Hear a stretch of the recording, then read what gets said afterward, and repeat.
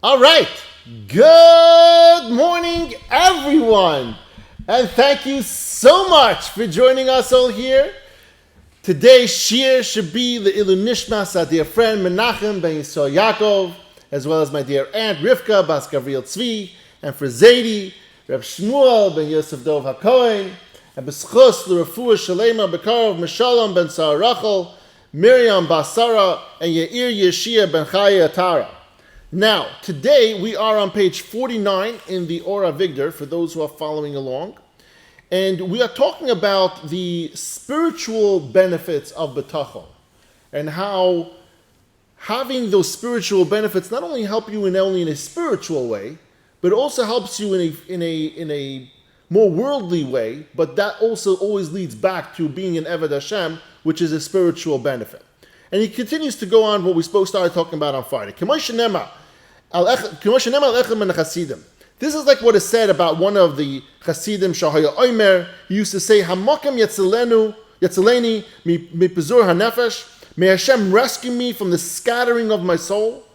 And what does he mean by the scattering of the soul? Amruloi Mahu Pizur HaNefesh. What is the scattering of the soul? Amar Sheyeli Mamayin B'Rosh Kol Nahar B'Rosh Kol Kirya. He answered, from having property in various places and his mind and his soul constantly being in different places. What does that mean? When you're a well-to-do person and you get involved in different businesses, or more commonly real estate in different areas of the country or the world, what happens is sometimes economic or even worldly things can happen, whether it's a storm that might wipe out a property, or economic efforts of a certain country that might hurt you. And so because over here this chassid said, scattering of my soul, they'll protect me that when my stuff is all over, that I have things all over the world, all over the country, that I should be protected from that I shouldn't have this pain and worry, constant worry about my nechasim, about the things that I own, the property. And another way of thinking of it is also that he might have said, like, I don't want the riches, or I'm happy not having the riches, because having the wealth means that I have marba nechasim, marba dargas. We're going to see over here in a minute that when I have scattered wealth, scattered all over the country, then I'm constant, worried about what happens in Jersey and what happens in California, what happens over, in the north, what happens in the south. And so that's kind of what the scattering of the soul, what the chassid was talking about. And Rabbi Victor Miller says, and this is what happens when people don't centralize their thoughts in Hashem. What winds up happening is their thoughts get scattered to all things that they think will contribute to their well-being. They start thinking, oh, this is good, that's good, maybe try this, try that. And they don't realize that really, in reality, all you need to do is what he calls centralizing your thoughts, is to not occupy your mind with every single new tactic of having this easier life and all these different programs, and understanding that you need to turn to Bitachon as a central system, a central operating system for a yid, so that you should be able to operate in a way that's not in a scattered way. Chavos Rav goes further and says, "V'hu masha amru Chazal." And this is what Chazal said: "Marba nechasim, marba daga." The more property a person has, the more worry he has. And Rabbi Victor Miller says, and it doesn't mean that a man who has property should give away his property because this way he shouldn't have scattered thoughts. But he should know that when you do have a lot of properties and you have bitachon, it's going to make it easier for you. You're not going to have what the chassid calls this scattered soul. You're not going to have the scattered mind and constant worry. Sometimes people can't sleep at night because I heard there was a hurricane in Florida and they have a lot of property in Florida. And so what happens is over there, you're not sleeping. That's your scattered mind.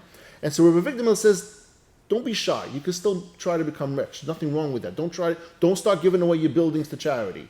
You can hold on to it. He says, but the point is living with the bitachon, living with the understanding that it's Hashem that runs this world, and that's what should help you sleep at night. Don't have the scattered soul with the scattered mind thinking constant worry of all your stuff that you have. And he says over here, this corresponds with the pasuk. It says, Hashem is my allotted portion. It says that by in Tehillim, that David HaMelech says, Hashem is my allotted portion and my shiur, which teaches that Hashem is our lot and we should rejoice in Him. When we started this portion over here, we talked about Bitachon as opposed to the alchemist. The alchemist has this easy life, And what we have over here is when you have Bitachon, you also have wealth. We started off this whole category talking about the 10 advantages of a Baal Bitachon over the alchemist. The whole idea of alchemist is that you have wealth. Having Bitachon, he says over here, that is wealth. And of course, if Hashem gives you something, you try to appreciate it, and you try to appreciate that gift. And he warns over here, one of the big reasons why you need to really focus on the Bitachon, especially, maybe not especially, but even when you're a wealthy person, Hashem gave that to you. That is a gift from Hashem. If Hashem gives you an abundance of real estate or money, whatever that is, you have a lot. That's a gift from Hashem. And if you're constantly worried about it, then you're not taking the time out of the day to realize that's actually a gift. And what do you do when you get a gift? You say thank you. And so therefore you're not appreciating, you're not showing gratitude towards Hashem. And so one of the things you wind up accomplishing when you do have Bitachon is you wind up seeing that it's actually a gift from Hashem, and you say thank you to Hashem. And with saying thank you to Hashem, he wants to give you more, especially if you're doing the right thing with his money. We're going to get into that in a second, that the money that we have is not ours, it's Hashem, we're just the caretakers of it. And David HaMelech says over there, David HaMelech was a king and he was wealthy, and there's no question that every Jewish king in history was wealthy, yet David HaMelech, throughout the whole entire, what he wrote in Tehillim, it always talks about that Hashem is my shepherd, I'm the sheep, and Hashem always took care of me. And so when David HaMelech was a young child, he davened like that to Hashem. He always constantly had that. He built that into his DNA, that he was always thankful to Hashem, always looking up to Hashem. Hashem is my shepherd and took care of me. And that translated even when he became a king. And most times when people become of higher stature, they become a king, they become arrogant, and they maybe look away at Hashem for a little bit, even though they might be from Yidden. But David HaMelech, he ingrained in himself this whole concept of being thankful and understanding that Hashem is the one who's taking care of me every single day, nobody else. And that translated in his entire Malchus for all the years, that there was 70 years that he was around, that it translated that he was able to show that. And that goes back to what we spoke about at the beginning of this chapter. Bitachon is not something that comes easy. It's something that's actually super, super, super difficult. And in order to make sure that we're able to conquer that, we'll make sure that we're able to accomplish that to some degree, maybe not to the highest degree, but to some degree, Rabbi Victor Miller says that's something that you have to do, have to have top of mind every single day. And if you remember what we spoke about when we started this chapter, we spoke about that he said you should do two things in order to keep Bitachon and Hashem top of mind. Anytime you get involved in anything, whether it's a business meeting, whether it's for any other purpose, or even going to the store, he says, say to Hashem, I'm going into this meeting, help this meeting go well. I'm going to do a sales meeting, help the sales meeting go well. And when you're done with that meeting, or when you're done with that shopping spree, I don't know, whatever it is, you say thank you.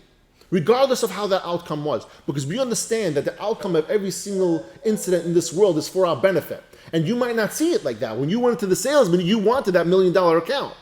And the fact that you didn't close it doesn't mean that's because God was punishing you. Although it's possible, we spoke about that. But it also means that Hashem is saying, not now, not for you, or for whatever reason, that you not closing this deal is for your benefit.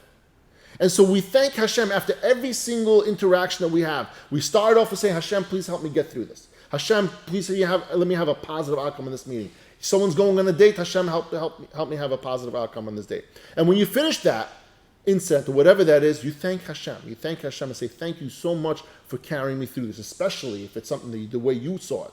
If you saw, hey, you wanted to marry this girl, and you actually wound up marrying this girl, you say, thank you, Hashem, for giving me a beautiful, loving wife.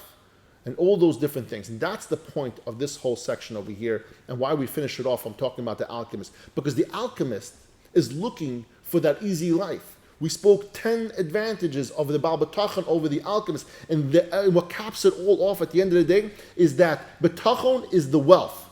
The alchemist was looking for wealth. And if you're looking for wealth, consistent wealth, that has 10 advantages over the alchemist, then Bitachon is your answer.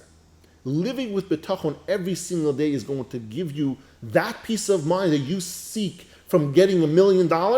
Having Bitachon does a whole lot more wonders than the $1 million bank account.